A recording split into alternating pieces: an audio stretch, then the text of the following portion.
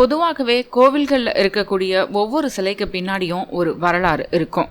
அதே போலத்தான் திருவண்ணாமலை அருணாச்சலேஸ்வரர் ஆலயத்தில் இருக்கக்கூடிய நந்தியின் அற்புதம் பற்றி நீங்கள் அறியாத சில விஷயங்களை பத்தி தான் இந்த வீடியோல பார்க்க போறோம். இந்த நந்தியோட அமைப்பை நீங்க நன்றா உற்று பார்த்தா ஒரு வித்தியாசம் தெரியும். பொதுவாகவே சிவ ஆலயங்கள்ல சிவனை பார்த்தபடி இருக்கக்கூடிய நந்தி தன்னுடைய இடது கால மடக்கி வலது கால தான் முன்வைத்து அமர்ந்திருக்கும். ஆனா திருவண்ணாமலையில இருக்கக்கூடிய பெரிய நந்தி மட்டும் அப்படி இல்லை. அந்த நந்தி தன்னுடைய வலது காலை மடக்கி இடது கால முன்வைத்து அமர்ந்திருக்கும். இந்த வித்தியாசமான வடிவமைப்பின் பின்னணியில ஒரு வரலாற்று நிகழ்வு சொல்லப்படுது. அது என்ன அப்படிங்கறத பத்தி இந்த வீடியோல பார்க்கலாம். அது மட்டுமில்ல, அண்ணாமலையாருக்கு எதிர மட்டும் இல்லாம உண்ணாமலை அம்மன் எதிரிலும் நந்தி தான் இருக்கு. பொதுவாகவே அம்மன் முன்னாடி நந்திகள் இருக்காது, சிம்ம வாகனம் போன்றவைகள் தான் இருக்கும். ஆனா இங்க மட்டும் ஏன் இந்த வித்தியாசம்? இதுக்கு பின்னாடி உள்ள புராண கதை என்ன அப்படிங்கறத பத்தி இந்த வீடியோல விரிவா பார்க்கலாம். இந்த வீடியோவை ஸ்கிப் பண்ணாம முழுமையா பாருங்க. இந்த வீடியோ பார்த்த பிறகு திருவண்ணாமலை கோவிலுக்கு நீங்க போனீங்க அப்படின்னா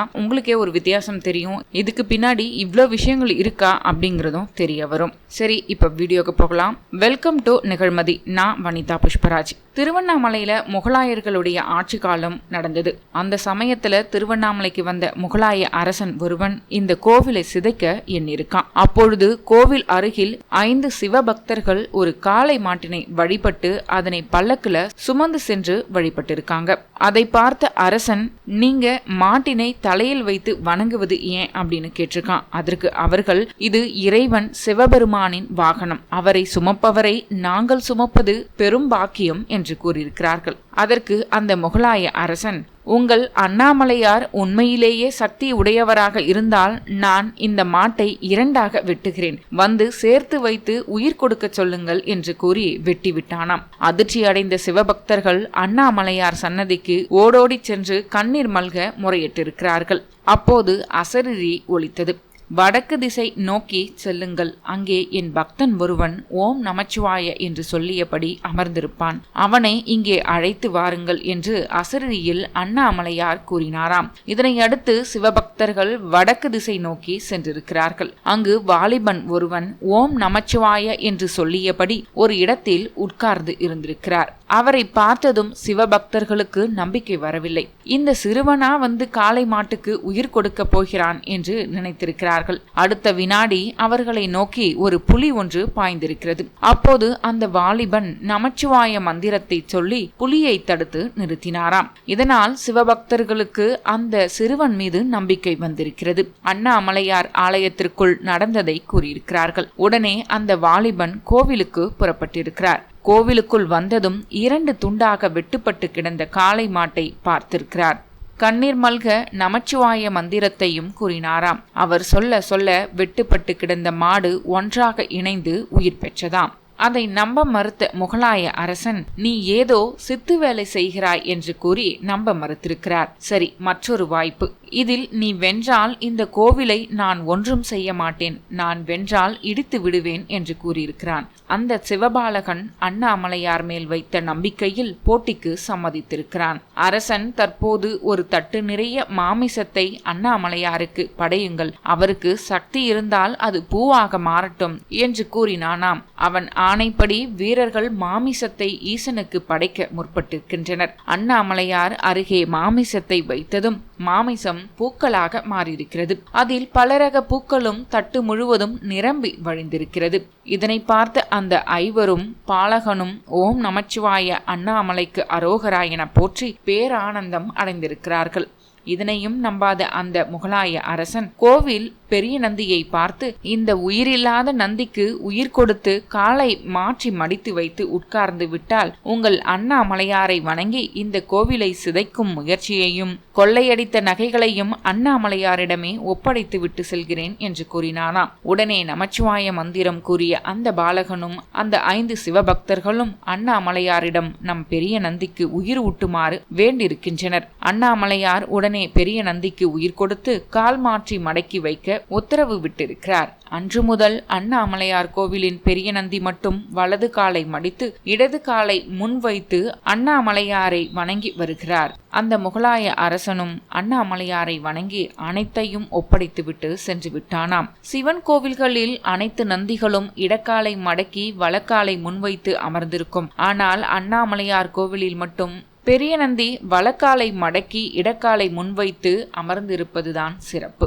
அன்று அங்கு வந்த பாலகனே வீரேகிய முனிவர் என்று அழைக்கப்படுகிறார். அவர் வாழ்ந்த ஊர் சீனந்தல் என்ற கிராமம். திருவண்ணாமலை வடக்கில் உள்ள சீனந்தல் என்ற கிராமத்தில் வசித்து வந்தாராம். அவர் நினைவாக அந்த ஊரில் ஒரு மடம் உள்ளது. அவரை போற்றும் வகையில் ராஜகோபுரம் அருகே கால் மாற்றி அமர்ந்த நந்தி தனது தலையை வடக்கு திசை நோக்கி லேசாக சாய்த்தபடி உள்ளது.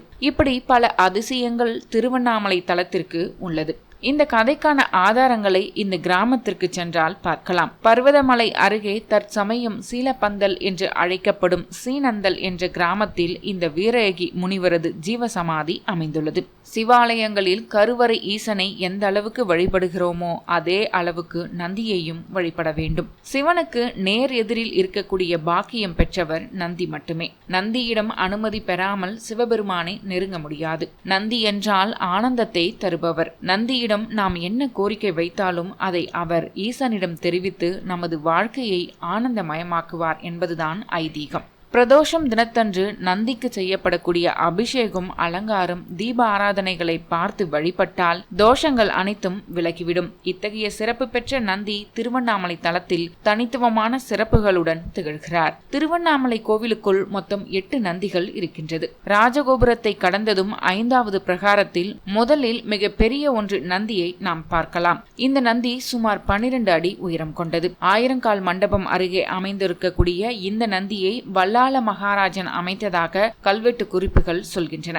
இந்த நந்தியை சுற்றி 4 தூண்கள் கொண்ட மண்டபம் உருவாக்கப்பட்டிருக்கிறது. மாட்டு பொங்கல் அன்று இந்த நந்திக்கு 108 பொருட்களால் அபிஷேகம் செய்வார்கள். பழம், காய்கறிகள், இனிப்பு வகைகள், ரூபாய் நோட்டுகள் என்று 108 வகையான பொருட்களால் அலங்காரம் செய்வார்கள். அதன் பிறகு தீபாராதனை நடத்தப்படும். இந்த அபிஷேக அலங்காரத்தை கண்டுகளித்தால் சர்பதோஷம் உள்பட அனைத்து தோஷங்களும் விலகும். பொதுவாக பிரதோஷ தினத்தன்று நந்திக்கு அபிஷேகம் செய்ய பசும்பால் கொடுத்தாலும், அலங்காரம் செய்ய தும்பை பூவை வாங்கி கொடுத்தாலும் செல்வம் சேரும், பதவி உயர்வு கிடைக்கும் என்று முன்னோர்கள் சொல்கின்றனர். தை மாத மாட்டுப் பொங்கல் தினத்தன்று திருவண்ணாமலையில் உள்ள அனைத்து நந்திகளுக்கும் அண்ணாமலையார் காட்சி கொடுத்து சிறப்பு செய்வார். நந்திக்கு பெருமை சேர்க்கவே சிவன் இவ்வாறு எழுந்தருளுகிறார். பெரிய நந்தியை தொடர்ந்து 4ஆம் பிரகாரத்தில் ஒரு நந்தியும் 3ஆம் பிரகாரத்தில் ஒரு நந்தியும் இருக்கின்றன. இந்த 3ஆம் பிரகாரத்தில் உள்ள நந்தி அதிகார நந்தி என்று அழைக்கப்படுகிறார். சிவாலயங்களில் 5 வகை நந்தி இடம்பெறும். இதில் முக்கியமானது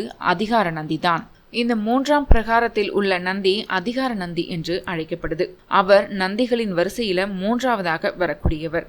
அதை உறுதிப்படுத்தக்கூடிய வகையில திருவண்ணாமலை தலத்தில் 3ஆம் பிரகாரத்தில் அதிகார நந்தி வீற்றிருக்கிறார். 2ஆம் பிரகாரத்திலும் முதல் பிரகாரத்திலும் அண்ணாமலையாரை நோக்கி நந்திகள் உள்ளன. ஆனால் அவை சிறிய நந்திகள். திருவண்ணாமலை தலத்தில் ராஜகோபுரத்தில் இருந்து உள்ளே செல்ல செல்ல இந்த நந்திகளினுடைய உருவம் சிறியதாக குறுகி கொண்டே வருவது குறிப்பிடத்தக்கது. 5ஆம் பிரகாரத்தில் பெரிய நந்தி, 4ஆம் பிரகாரத்தில் அதைவிட சிறிய நந்தி, 3ஆம் பிரகாரத்தில் அதைவிட சிறிய நந்தி, அதைத் தொடர்ந்து அடுத்தடுத்து சிறிய நந்திகள் இருக்கின்றன. அதாவது நாம் ஈசனை நெருங்க நெருங்க நம்மை சுருக்கி கொண்டு ஈசனிடம் சரணடைய வேண்டும் என்பதை இந்த நந்திகளினுடைய வரிசை நமக்கு சொல்கின்றன. பொதுவாக சக்தி தலங்களில் அம்மனுக்கு எதிராக சிம்மம் தான் காணப்படும். ஆனால் திருவண்ணாமலை அம்மனுக்கு எதிரில் நந்தி உள்ளது. இதன் பின்னணியில் ஒரு வரலாறு இருக்கிறது. சிவபெருமானிடம் கோபித்துக் கொண்டு பார்வதி தேவி பூமிக்கு வந்தாராம். தான் தவம் செய்வதற்கு மிகவும் ஏற்ற இடம் எது என்று கேட்டு அவர் திருவண்ணாமலை தலத்திற்கு வந்தாராம். பூலோகத்திற்கு பார்வதி தாய் தனியாக புறப்பட்டதும் அவருக்கு பாதுகாப்புக்காக நந்தியும் புறப்பட்டு வந்துள்ளது. திருவண்ணாமலையில் பார்வதி தேவி உண்ணாமலை அம்மனாக நிலை கொண்டதும் நந்தியும் அம்மனுக்கு அருகிலேயே இருந்து விட்டாராம். இதை பிரதிபலிக்கும் வகையில்தான் உண்ணாமலை அம்மனுக்கு எதிரில் நந்தியை நிறுவி உள்ளனர். திருவண்ணாமலையில் கிரிவலம் செல்பவர்கள் ஒவ்வொரு இடத்திலும் மலையின் ஒவ்வொரு வித தோற்றத்தை பார்த்து தரிசனம் செய்வது வழக்கமாக உள்ளது. அஷ்டலிங்கங்களில் ஒன்றான நிருதிலிங்கம் அருகில் குறிப்பிட்ட ஒரு இடத்தில் இருந்து மலையை பார்த்தால் மலையினுடைய தோற்றம் நந்தி முகமாக காட்சியளிக்கும். அந்த இடத்திற்கு நந்திமுக தரிசனம் என்று பெயர்.